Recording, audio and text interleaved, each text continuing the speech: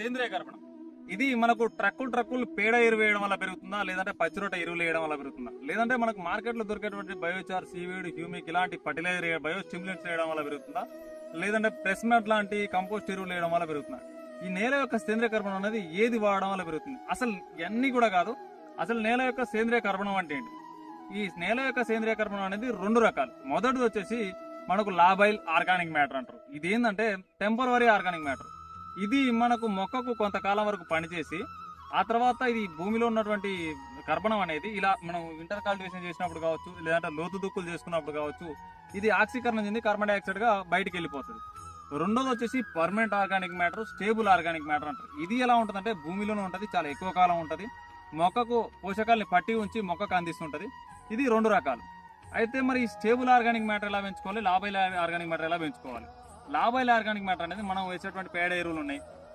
మనం ట్రక్కులు పేడ ఎరువులు వేసుకుంటాం కదా, దాంతోపాటు చెత్త చెదారాలు వేసుకుంటాం కదా. ఫర్ ఎగ్జాంపుల్ పచ్చిరోట ఎరువు యొక్క పై భాగం అంతా కూడా మనకు ఇక్కడ చెత్త ఉంటుంది కదా, ఈ చెత్త అంతా కూడా కుళ్ళిపోయి ఏర్పడేటువంటి ఆర్గానిక్ మ్యాటర్ వచ్చేసి టెంపరరీ ఆర్గానిక్ మ్యాటర్.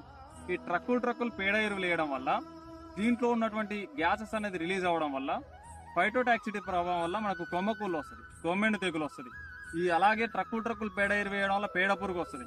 దీంతో పాటుగా సడన్ గా పోషకాలు ఎక్కువ మోతాదులో అందడం వల్ల మొక్కలు సువ్వల్లాగా పెరుగుతాయి. ఇలా పేడ ఎరువు అనేది డైరెక్ట్ గా ట్రక్కులు వేయడం వల్ల చాలా నష్టాలు ఉంటాయి. మనకు పసుపు, మిరప, ఈ పండ్ల తోటలు సాగు చేసే వాళ్ళు ట్రక్కులు పేడ ఎరువు ఇస్తున్నారు. ఈ పేడ ఎరువు వల్ల స్టేబుల్ ఆర్గానిక్ మ్యాటర్ అనేది పెరగదు.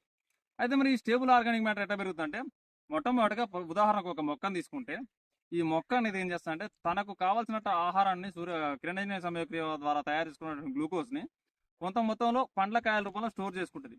కొంత తన అవసరాలకు వాడుకొని మిగిలిందంతా కూడా భూమి లోపలికి పంపిస్తుంది. వేరు వ్యవస్థ ద్వారా భూమి లోపలికి పంపించినప్పుడు ఆ భూమిలో ఉన్నటువంటి జీవం అనేది హ్యూమిఫికేషన్ చేస్తుంది. ఫంగస్ అనేది హ్యూమిఫికేషన్ చేసి దాన్ని స్టేబుల్ ఆర్గానిక్ మ్యాటర్ గా మారుస్తుంది. పచ్చి రొట్టె వేసినప్పుడు కూడా ఈ మొక్క అనేది వేరు వ్యవస్థ ద్వారా పంపించినటువంటి గ్లూకోజ్ అనేది ఇక్కడ స్టేబుల్ ఆర్గానిక్ మ్యాటర్ గా పెరుగుతుంది. భూమిలో మనం ఎన్ని ట్రక్కుల పేడేరు వేసినా జీవం అనేది లేకుండా, హ్యూమిఫికేషన్ అనేది జరగకుండా సేంద్రియ కర్బనం అనేది ఏర్పడదు. మీరు ఏం చేస్తున్నారు, పచ్చి వేస్తున్నారు, మళ్ళీ అడ్డగోలుగా ఫంగిసైడ్లు కొడుతున్నారు. మీరు కొట్టే ఏ ఫంగిసైడ్ అయినా సరే ఒకసారి గూగుల్లోకి వెళ్ళి చెక్ చేసుకోండి. ఫంగిసైడ్ వాడడం వల్ల మంచి బ్యాక్టీరియాస్ వస్తుంది, చెడు బ్యాక్టీరియా వస్తుంది. అప్పుడు హ్యూమిఫికేషన్ ఎలా జరుగుతుంది? జరగదు కదా. అందుకే సింపుల్ గా ఈ సంవత్సరం ఏం చేయాలంటే ఒక 500 కేజీల పేడ ఎరువు తీసుకొని దాంట్లో మన తెలుగు యువ రైతు వాళ్ళు ఇచ్చేటువంటి కంపోస్ట్ యాక్సిలేటర్ ఫంగస్లు తీసుకొని కంపోస్ట్ చేసుకోండి. ఈ కంపోస్ట్ చేసి వాడుకోండి. లేదు మీకు బయట మార్కెట్లో దొరికే వాటితోటైనా సరే డీకంపోజింగ్ బ్యాక్టీరియాలతో కంపోస్ట్ చేసుకొని వాడుకోండి. నేనైతే మన తెలుగు యువ రైతు ద్వారా ఇచ్చే అయితే తక్కువ ప్రైజ్ ఉంటాయి. దాంతో పాటుగా ఒక 500 కేజీలు ఒక ఎకరానికి పేడ ఎరువు సరిపోతుంది. రెండోది వచ్చేసి ఇంకా డ్రిప్ ఇరిగేషన్